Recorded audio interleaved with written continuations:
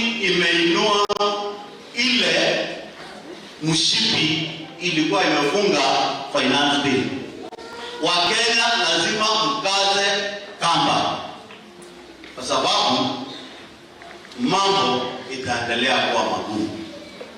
Lakini nataka kuambia Wakenya hivi, tuvumiliane, miaka ni 5.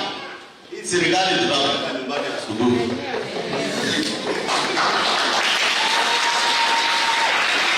Kwa wale mnasupport serikali ya Kenya Kwanza, sisi katika Azimio tukifinya pia mnafinya.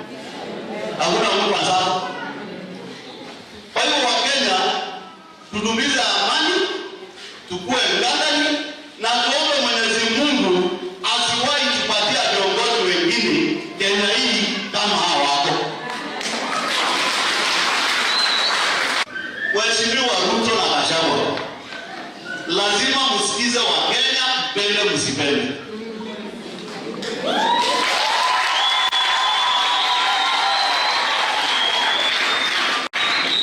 Na maneno ya vitisho ya kushika waheshimiwa na viongozi wa Kenya na kupokonya viongozi security.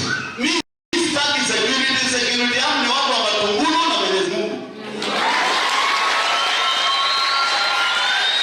Na itakuambia ukweli mchana, Wakenya wamefinyiliwa. Mafuta imeongezeka, unga imeongezeka, shule